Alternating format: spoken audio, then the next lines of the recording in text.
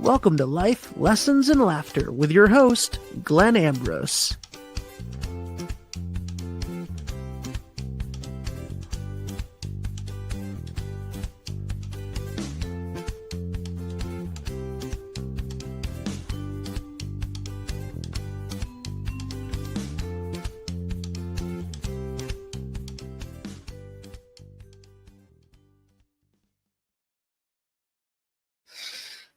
Hey there, welcome to the show. What's happening? Happy Monday. So today I am going to talk about the law of non-attachment. Non-attachment to an outcome. This is huge. The reason I say that is because it's just so multifaceted. It's like some other things that are very, very, very deep, is that it constantly reveals itself in other ways because it looks so different on the surface. There's so many, it's such a deep law. Okay, so this is this is how things work in the universe. Like, this is why we say, if you want to get closer to the truth, you simplify. If you want to get further from the truth, you complicate. So if on the surface, it looks like billions of things that are transpiring in reality, and, and they all look different.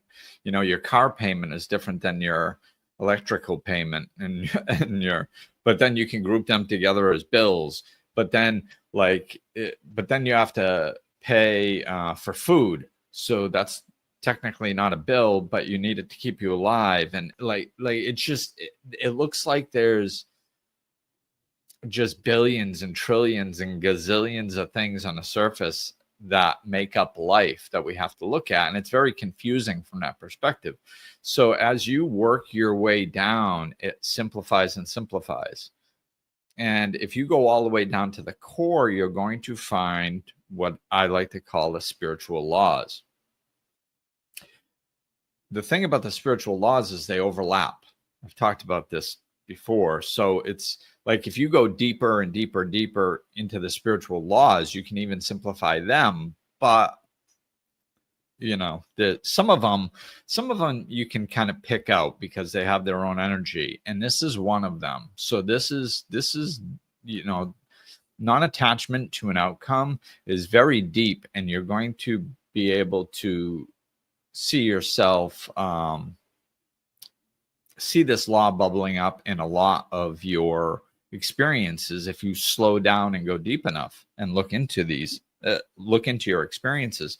If you trace it all the way down, you're going to be like, oh my God, I'm attached to an outcome. So as you go up the scale, right, non-attachment to the outcome is way down near the bottom. I guess love is just actually at the bottom, but off of love, there's other things, and I'm not going to go into that too much. And like I said, there's overlap, so it's actually very hard to go into some of that stuff, because once you start talking about one thing, it overlaps into another thing. So, but the non-attachment to an outcome, one of the ways to understand it in your daily life is to understand what its symptom is, right? So like, I don't know if this is another way of saying the same law or one step up or whatever, but see, this is the overlap that I was talking about. Okay, so this could be kind of considered two separate laws, but that interact together depending on how you look at it. So what I'm talking about is suffering is resistance to what is. To me, that's a little bit easier to see, because I go, oh, okay, am I suffering emotionally?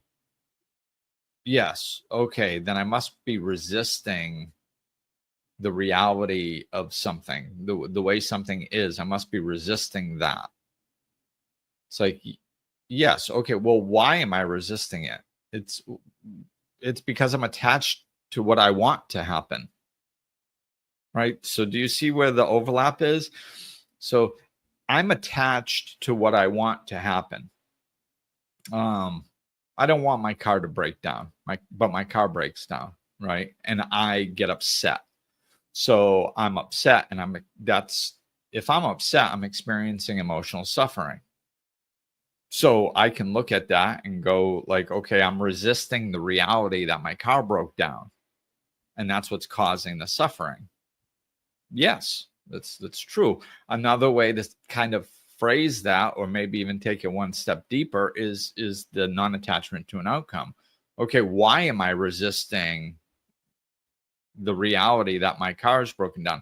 Oh, because I'm attached to the belief that my car shouldn't break down.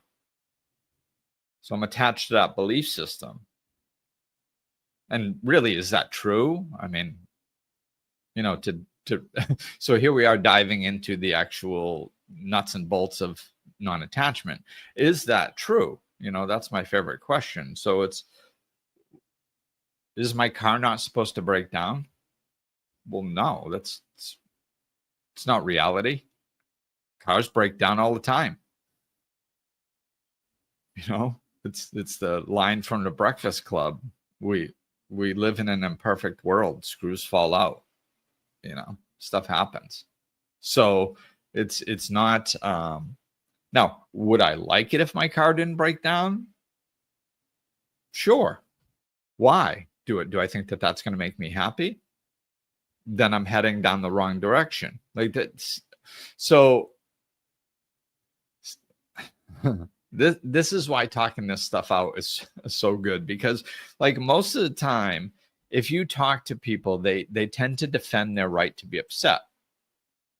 And we've gotten into this mentality of life, like, and I've said this many times, like, I don't know, 40 years ago, 100 years ago, somewhere along the way, somewhere, it got very fashionable to not stuff your emotions. We found out that wasn't good. So people stopped. They're like, oh, I'm not going to stuff my emotions. I have to feel this. But they didn't really understand that that's step one. That's not step 1, 2, and 3, or 1, 2, 3, and 4. Like in your way of processing something.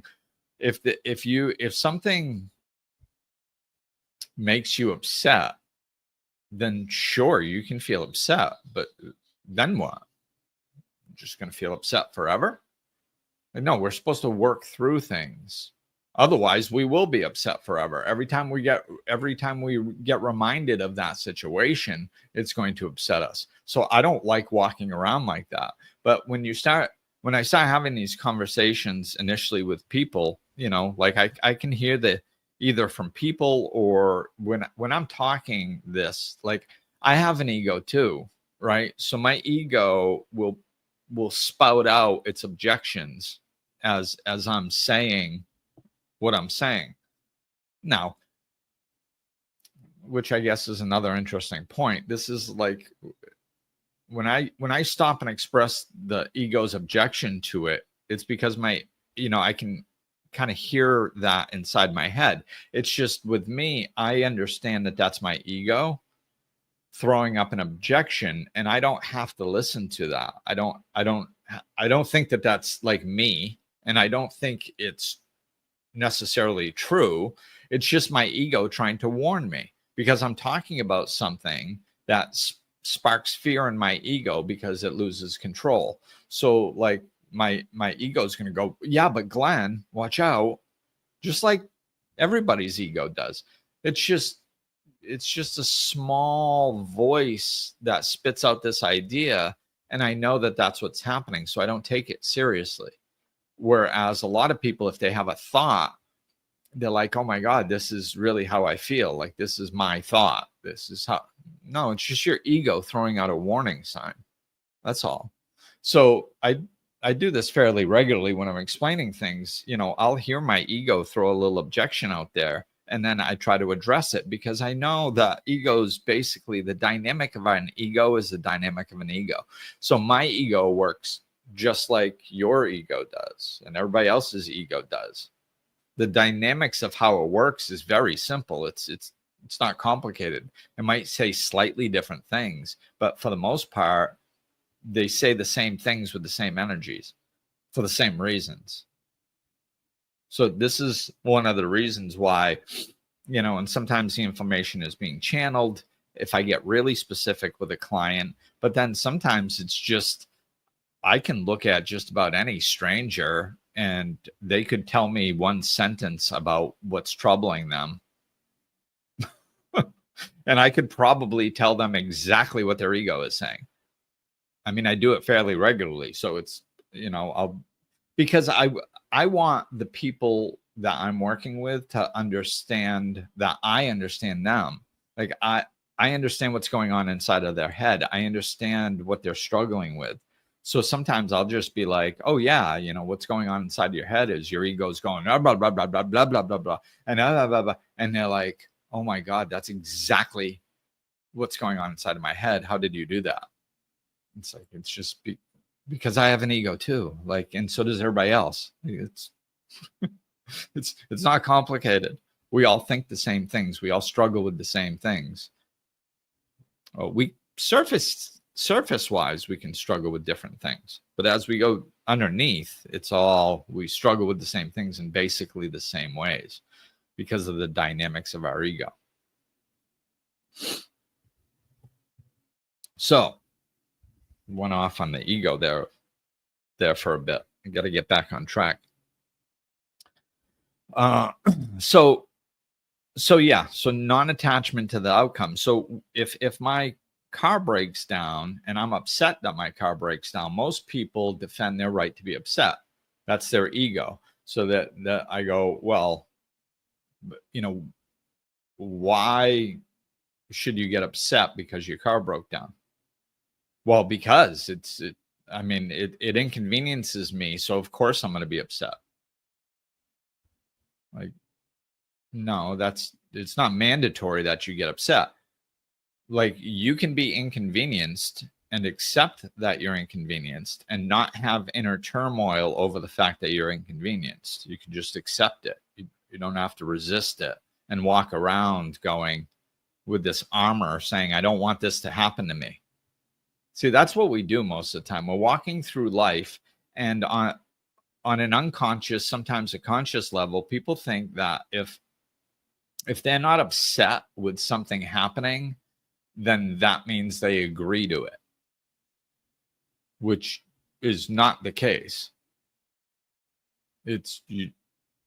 There's lots of, I mean, many, I can't even count in the last 2 weeks, the things that went in ways that I wish they hadn't, or that I wouldn't have chosen them to go. But I understand, my perspective is very limited. I don't really know what's best for me. Like in a grand scheme of things, like if a deal falls through and I go, no, I wanted that deal, so I'm supposed to be upset. It's like, well, what if that deal falling through opened you up for the right one? Like, what about that? Like, you can see the future, like everybody's had this happen. Everybody's had something happen where they thought they really wanted it to work out and it didn't. And then all of a sudden later on, something better came along. I mean, it's kind of the way of life. It happens all the time, right? So no, we don't have to be angry when things don't go our way. And I mean, really, if you really dissect that and look at that, what do you think life is? How do you think life works? I mean, for that to be the case, if we're supposed to get upset every time things don't go the way we think they should go from our limited perspective,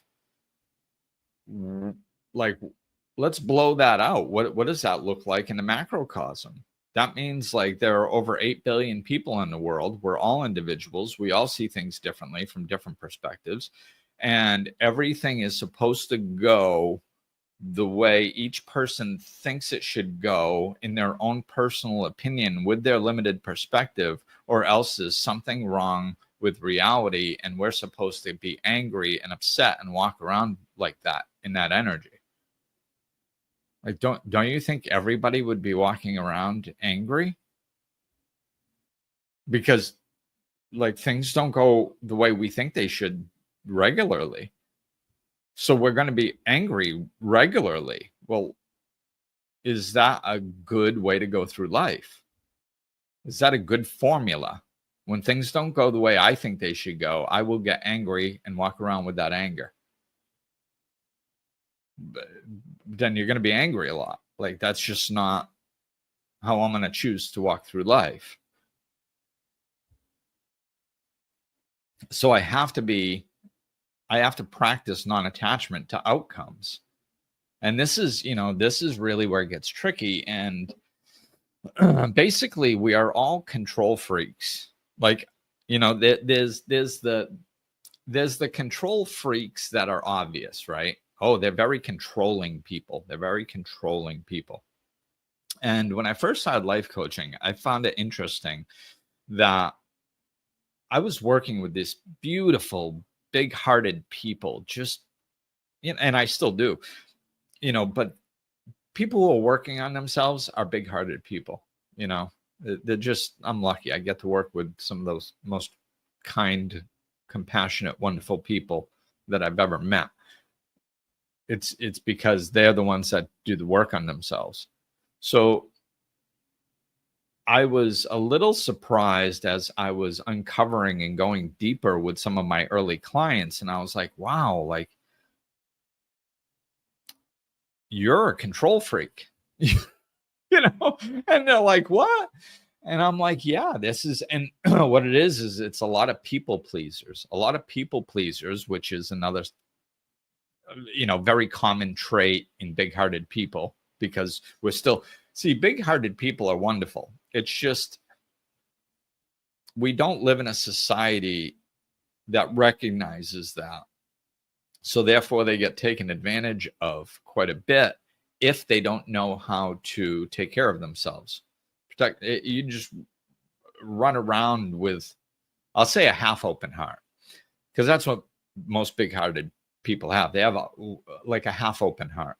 And what I mean by that is they run around wanting to do kind things and loving things, but they have no structure to it, and they don't understand boundaries, and they don't understand limits or enabling. So they allow people to take advantage of them and abuse them because they're not in control of their own half-open heart. If your heart was fully open, then there would be no problem. Because when we fully open up, we find out that we can't be hurt and nobody can take advantage of us, because we're just giving love. And it's what comes back, or what, if our heart was fully open, we would love ourselves as much as we love everyone else. Because we're all one, and so, like, we just wouldn't hurt ourselves. We just wouldn't allow ourselves to be hurt, because it's not loving.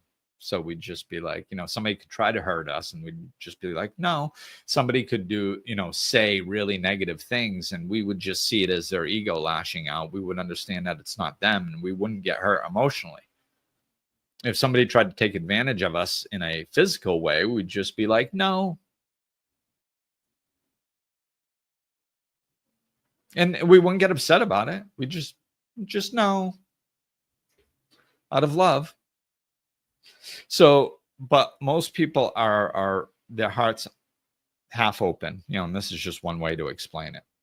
It's not that the heart is literally half open. But so when you start seeing that people pleasing is, geez, I'm kind of all over the place this morning. This is a little earlier than I usually record, so I think my mind's jumping around a little.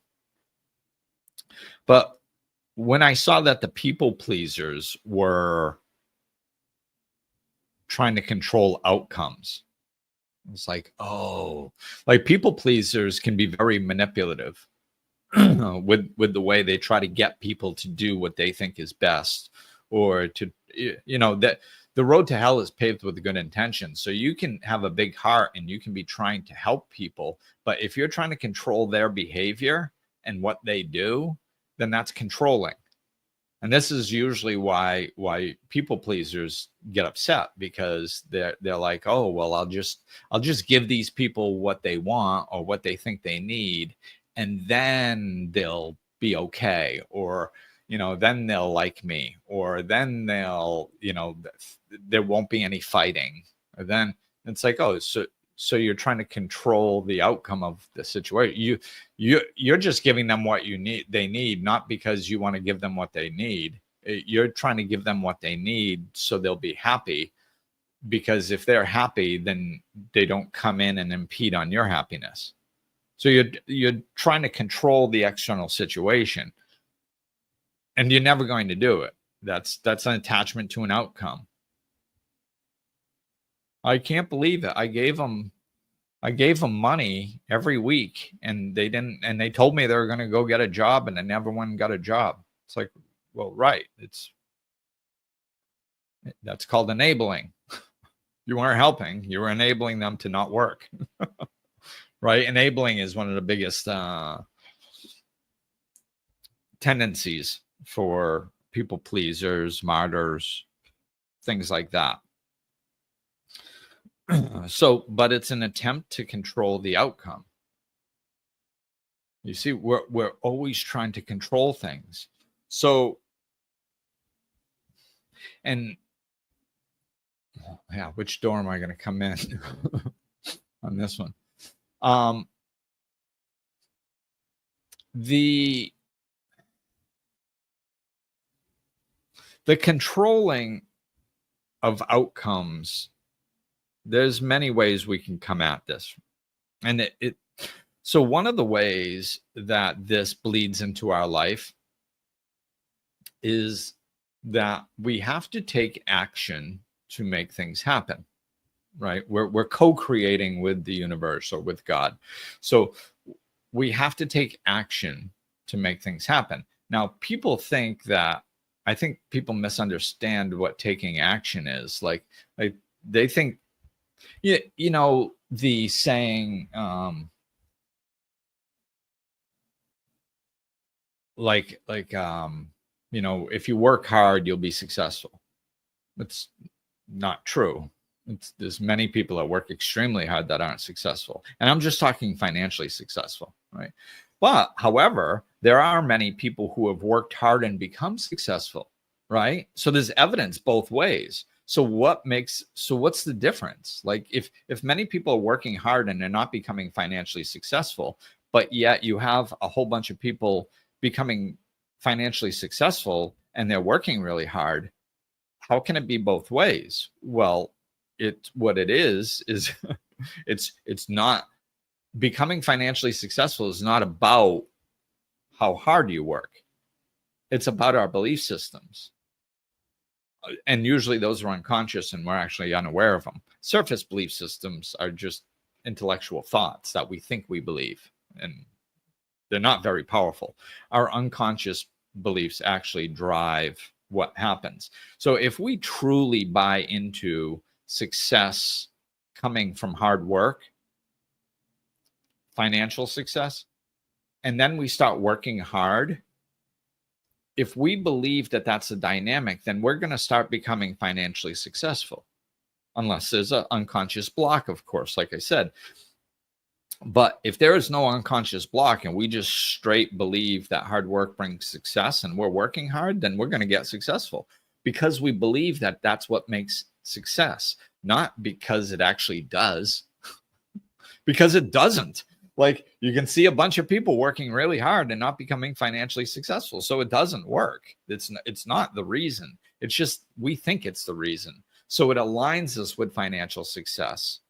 Every time we take action, we're basically feeding ourselves. Yes, you're doing what you need to do to become financially successful. So you will, because you're doing what you need to do. So you will. And we believe that comes to fruition. That's basically how we manifest things. So the problem is trying to control our beliefs and be aware of all our unconscious blocks. If you're doing what it takes to make money and you're not making more money. If you're doing what it takes to become financially successful and you're not becoming financially successful, it's because there's a subconscious or unconscious block that's blocking you from that, right? And like one of the things that I always have to watch out for is this sense of control. Once you see, this is a general concept and it looks different for a lot of different people. But once you kind of settle into how you think life works, then you try to control life through that. And this is a major problem in people that are living spiritual paths, is because we'll look and, look at things and go, yes, okay, I have to become who I want to be. So I have to be able to feel like I'm successful if I'm going to be successful. I have to be able to envision myself, embody the energy of who I'm becoming. What do I need to change within me to align to what I want to become next, what I want to evolve into, right? So we're doing all this stuff and we get clear, and then all of a sudden we feel this connection and it's empowering. And we go, yes, yes. And we're reading stuff and it's like, when you're in alignment, it's God's good grace to give you the keys to the kingdom.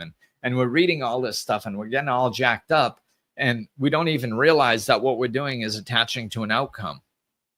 Because we're like, yes, yes, I deserve abundance. I feel myself being abundant. Yeah. And it feels so good and empowering that I think that sometimes, now I'm not saying that that feeling is necessarily bad. I'm saying that we have to be careful at that feeling, because that is where we can lean into control. We can be like, my word is divine. If I speak it, it will happen. And then all of a sudden we start speaking things and we're wanting them to happen.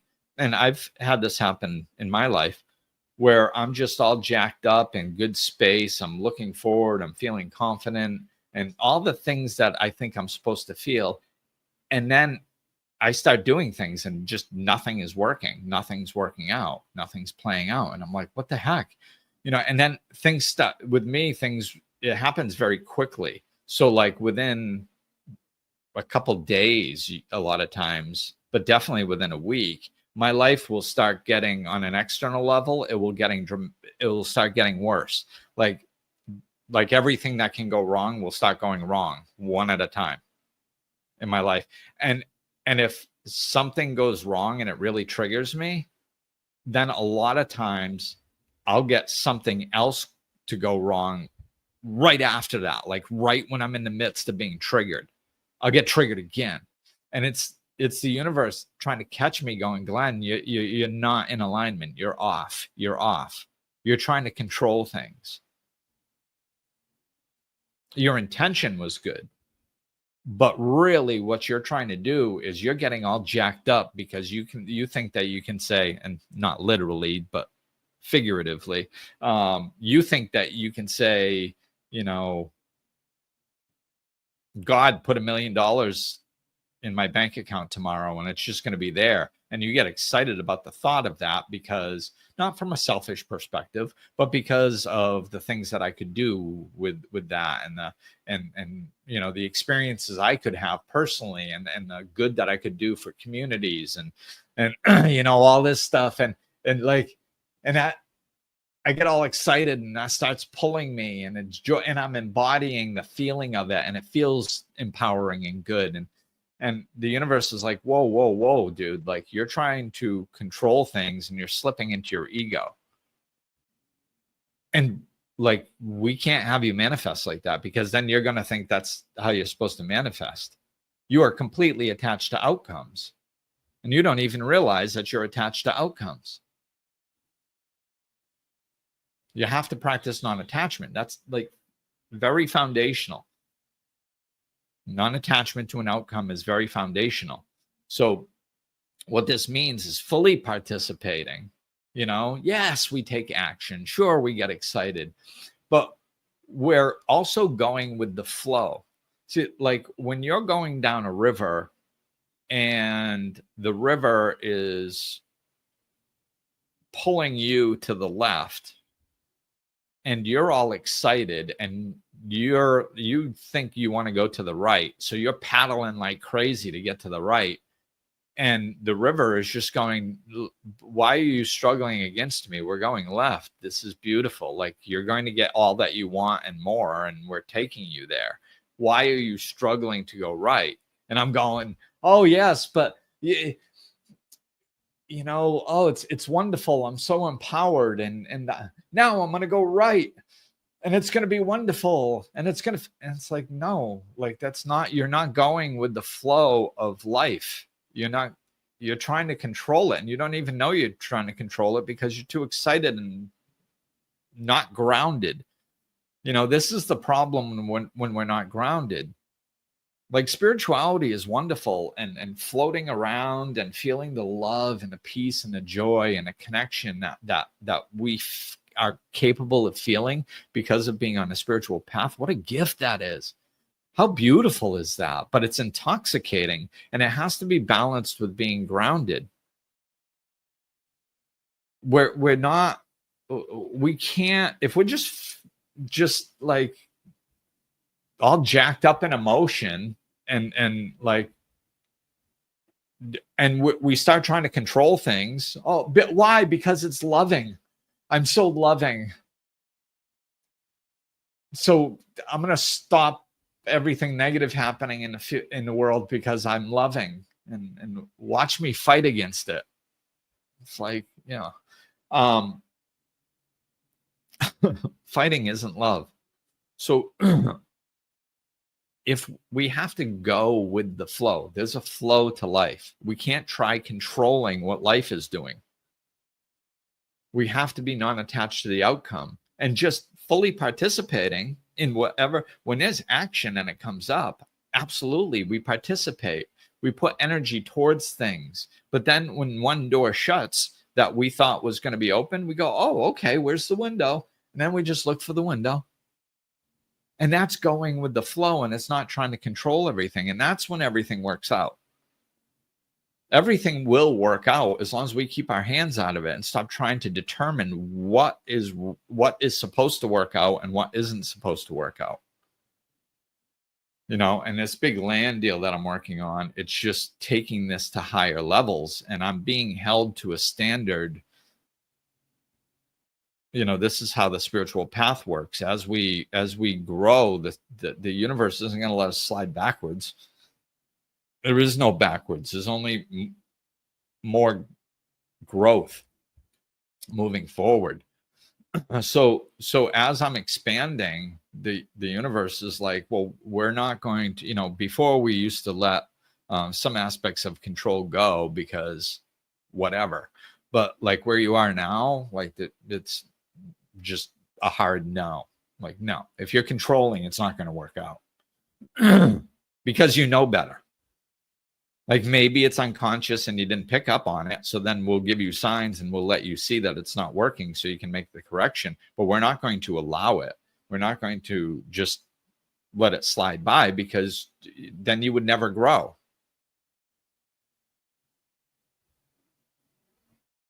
So non-attachment to the outcome, another way of saying it is going with the flow. We have to go with the flow of life. Whatever happens, the car breaks down. Okay, well, it was supposed to break down. It is. Would I prefer it to not break down? Sure. I would prefer to have a pineapple to cut up sitting on my counter. So, like, I don't have to get upset about it because I'm not attached to it. See, I'm not attached to that. Like, on an unconscious level, I don't think that having a pineapple sitting on my counter is going to dramatically change my happiness. So there's no attachment to it. So it'd be cool if it was there, but if it's not, I'm fine. This is the energy we have to be in all the time. That's non-attachment. I mean, of course we're going to have preferences. It's not necessarily that we have to abandon all preferences. It's just we shouldn't let them dictate our mood and how we feel and how we interact with life. It's kind of like what I was talking about earlier with my ego saying something and me recognizing it for what it is. So if my ego says, well, I don't want the car to break down, that's ridiculous. I live on a mountain and it makes my life extremely difficult, and rah, rah, rah, rah, rah, rah, rah. I could come up with 300 reasons why I should be upset, but what do I get when I win that argument? I just get the right to be upset. I don't want to be upset. I'm not looking for reasons why I have the right to be upset, because if I find those reasons, I just end up upset. So what? I don't want to be upset. I want to be happy. I want to be peaceful. I want to be contented. So I have to look for the opposite. I have to look for the reasons why I shouldn't get upset. Whatever we look for, we're going to find. And to me, this is how I find the truth. To me, this is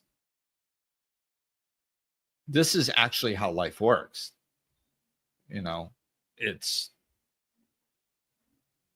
It just is. And that's why I experience happiness when I look at life like this, because I'm not resisting the way life works. If I want to try to control things and have particular outcomes come through, that's just, there's no evidence that that's how life works. It's the contrary. There's tons of evidence that life doesn't work that way. So it's going to breed my resistance to what is, which is going to cause emotional suffering. Why? Because I'm attached to something that I think is supposed to be happening that it's not. Do you see the boom, boom, boom? That's this is why we're walking around upset. So that's why non-attachment to an outcome is so important. Like I said, it shows itself in so many different ways, little ways, medium ways, large ways. It's a very, very, very deep spiritual law.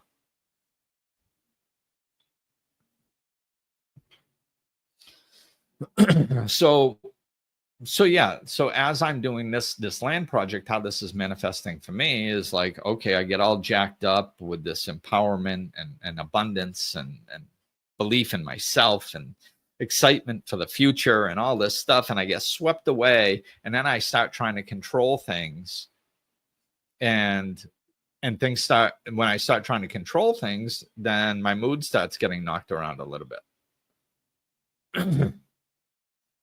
I must have to try harder. More action, more. I have to work on my belief systems more. I have to meditate 3 more times. I have to, like, whoa, what are you trying to do? I'm trying to get what I want. Oh no, I'm attached to an outcome. Okay, so I need trust, faith in the flow of life, divine wisdom. Everything is going. It's I was thinking about this. Was it last night? I think. And I had seen this show. I think it was a documentary about Led Zeppelin and how their journey to become Led Zeppelin and how they, their mentality about how their music was created and how they went about creating it and all this stuff, and I was like, wow, that's, it's very interesting. And then last night I was watching a movie and they played a Led Zeppelin song, and I started thinking about this. And I was like, really, when you listen to people's stories where things worked out, they're like really well. Like Led Zeppelin had amazing success, right? And really, not the specifics in what they did, but the general energy in which they did. So like basically when you heard them talking about what they did, is Robert Plant was just like, I'm just gonna sing because it's all I want to do, and I'm going to sing. And then there were some people that knew who he was, and he had a bad reputation. So they're like, don't bring him into the band. He's going to be nothing but trouble, and he's going to drag you guys down. But the synchronicities were there, and it felt right. So they just went with it. And they just pushed away the naysayers, and they just kind of went with it. Next thing you know, it started turning into something. And it was kind of like that with a lot of things, I mean, they put in their due diligence. They learned their craft, right? Jimmy Page, especially, it was like, wow. All of them really, but Jimmy Page, he was having success as a session musician and really doing some pretty cool things, but he had this thing inside of him, this vision. And it wasn't like anything anybody else did. These ideas of how to make music and what to do with it and all this stuff, like they weren't. And he just, it wanted to be birthed. He didn't know how it was going to be birthed. See, I think that's the big thing, is it's the how that we get caught up with, right? He just did whatever the heck he could do at the time where he was. So it's like, oh, okay, I'll learn this. I'll get this connection. I'll work on this while I'm doing that. I will eventually get to the point where it's like, okay, I have to put together a band, because otherwise, how am I ever going to be able to put together this music that I'm envisioning? And, so like, it's all filled with him taking action, but there were failures along the way. There were things that he thought he wanted that his mind changed, or, things that they thought they wanted to work out that didn't work out, but they just kept doing it, just putting energy towards this. We just want to put out this music that's inside of me that I just want to get out. That's it. Not how, not what it's going to look like. Now they might have, had some visions of, I want to be famous someday or something, but that wasn't their driving force. It was this, I want to play music, and I want to get my version out and our version out. And it just takes on a life of itself, and it just goes, and this is like, whenever I've done anything that's worked out, this is how it's worked out. I've never known the how, ever. Like, it's fun doing it this way. When we let go of the control causes a lot of angst and stress, because we're trying to control things that we can't. So it's frustrating, but when you hear people, pay attention to how people speak when they talk about how things worked out like effortlessly. Because I'm not interested in finding out how things work out if you take the stress road, because I don't want to take the stress road. I want to pay attention to how things worked out effortlessly, where just things seem to fall into place, So it's like, for me, I always think about when I first woke up, over 20 years ago. It was like, well, how, I was in Florida, my son was in Rhode Island, so it's 1,400 miles. How am I going to move 1,400 miles? I know I need to be with my son. I know that. So, and I know I'm going to, and I know that I'm going to be in his life on a regular basis, kind of like multiple times a week. I'm going to be the father influence in his son. I'm not going to see him every couple weeks on a weekend. I'm going to be there. I'm going to experience all the different aspects of his life and be the father figure, if not on a daily basis, as close to a daily basis as possible. So I just knew that. And when people heard, what my ex-wife felt about that, she was going to keep me as far away from him as possible. So they're like, how are you going to do that? How are you going to move up there? What are you going to do for work? Where are you going to live? How are you going to get her to let you see him? Because I had messed up a little bit initially in court, and somehow her lawyer snuck in temporary, basically her having full custody initially. So I had no custody rights at all. And then I went to court and they were like, no, nothing real has changed, so we're not going to give you anything. Like, I had moved up from 1,400 miles. But anyway, my point is on that journey, it looked like there was no way to do what I was going to do, but I knew that I was going to. I just didn't know the how. So then all of a sudden I find out my aunt and uncle had moved to Rhode Island to be near one of their daughters.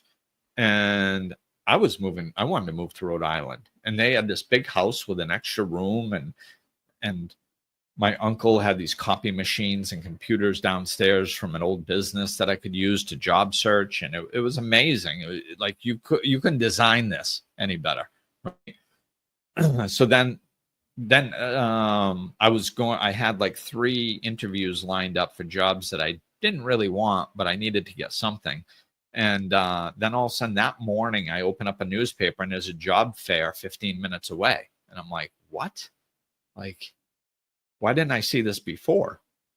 And so I rescheduled my interviews and I went to that, and I got a job making the exact amount of money that I had projected that I thought I needed to kind of stabilize everything.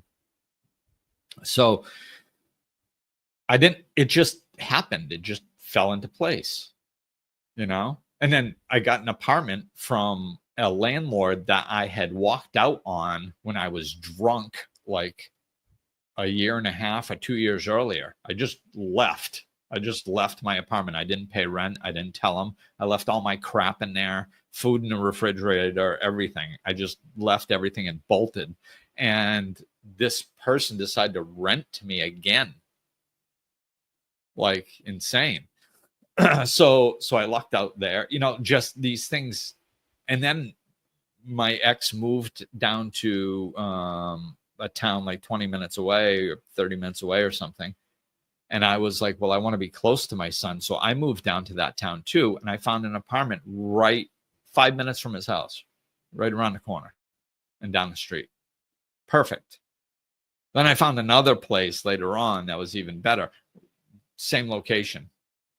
I mean, stuff like that just fell into place. I could never have planned that stuff, And when she moved down, my ex-wife moved down, she was going back to school and working part-time. So she needed a babysitter since she wasn't going to be living with her family anymore. So I stepped in and I got to see my son 5 days a week. 5 days a week because she needed a babysitter. So I rearranged my schedule to figure out how I could be with him 5 days a week. He didn't sleep over every night. He only slept over one night, but I saw him 5 days a week. And then I went to court and got that locked in because I knew as soon as school was over, she was going to pull that. So I needed to have it locked in legally. Right. So this is the stuff that just falls into place. And so did I have to take action? Yes, I had to take action, but I didn't know how any of this stuff was going to happen. And I wasn't really attached to any particular outcome. I wasn't trying to make the outcome happen. Okay. Like maybe that's a clearer way of saying it. Like there was something inside of me that said, I'm going to be with my son on a regular basis. But there was no angst attached to it. There was no control attached to it. There was no, how am I going to make this happen? I have to make this happen. It was just there. It was just there. It was just this thought that I want to be with my son. And if somebody, like if I talked about it and they're like, well, you're not with your son now. Is that frustrating? It's like, I'd have to think about it. I'd be like, well, yeah, I guess so. I guess there's a part of me that doesn't like it because I want to be with my son and I'm not with my son. So, I mean, in the beginning there. So I guess there's a part of me that doesn't like it, but I was too caught up in just doing the next right thing and keeping my eyes open and trusting and just walking through life like that. And then all of a sudden a situation would arise that would be an opportunity and I would seize it. And then would it all fall into place? No, it didn't. I wasn't trying to control it. So I wasn't too concerned if that meant everything fell into place, or how close I was to making it happen, or am I there yet? I wasn't like that. I was just kind of floating around, man, just doing the next right thing. What can I do? I don't know. Talk to lawyers. Look into family court stuff. Work hard. Make a good living so I can maybe afford a lawyer if something does happen. Or work on myself spiritually. I need to be happy, peaceful, contented. And I was just living my life like that. And then these situations would just get put into my life, put into place, and everything would work out. I wasn't attached, even though I had this knowingness or this idea that felt warm and fuzzy inside of being with my son on a regular basis or anything else at that point. And, you know, I look back on it now and I kind of knew it was going to happen. At the time, I didn't know it was going to happen because I wasn't attached to it. I knew I wanted it to happen. I knew I was going to lean in the direction of it happening. I knew if there was something that I could do that could make it, that could help it happen, then I would be willing to do that. And I did when I saw those things, but I wasn't attached to it. And that's the difficult part, I think, is just getting lost in the work and just doing the next right thing. And kind of just staying in that, if it's thy will be done, not mine. You know, hey, you know, I don't know how this is going to work out. Technically, I don't even know if it is going to work out. I'm going to keep putting my attention, my energy towards it because it fills me with joy. And I like the idea of it. And so I'm going to put my energy towards it. But that's about it. That's all. No control, not grasping onto an outcome, not attached to anything, just getting lost in doing the next right thing with no pressure because you're not trying to control anything. So there's no stress. It's a very easy, calm way of living, allowing things to come through us and participating in our unfoldment when we can with no attachment to an outcome. That's it, peeps. Hopefully I explained that well enough. This is, you know, it's when you get deep, there were a couple little things that the ego was throwing in that I didn't grab onto and explain because it's, you know, I know when I do that, I kind of, I can veer off topic a little bit. So I tried to minimize that. So hopefully you guys get what I mean about this. You know, it's extremely important. So I would recommend contemplating it, meditating on it, journaling about it, whatever, to help gain clarity. And of course, you know, when I do these podcasts, they're kind of generalizations for the most part. I try to bring in real life circumstances so you guys can draw a line from concept to real life implication. That's why I talk about my past, is because otherwise it's just this theory, you know, oh, and people listening like, oh, yeah, non-attachment to an outcome, man, that's beautiful. I need to do that. But then they don't implement it in their life, because it's just some floaty idea, right? So that's why I try to bring in real life situations and explain what it looked like and what it felt like and how I implemented it in my life and how I experienced it. Because then hopefully you guys can take those situations and go, okay, well, you know, I'm not trying to figure out, or I'm not, my vision isn't to spend a bunch of time with my child. Maybe it is. Cool. But if it's something else, it's not about what you're trying to accomplish. Like, it doesn't matter what the topic is. The dynamics underneath those topics are the same. So just because I was talking about, you know, my experience, just take your experience, whatever you're trying to live, and try to take the mentality that I described and put it into your situation. you know? And I mean, of course, when I'm working with my clients one-on-one, I can really help them do that. And that's like, you know, easy. So, I mean, if you're struggling with this, let me know. And, you know, we can do some one-on-one work, and we can just work through your particular situation. And like I said, that's easy for me to do because that's my job.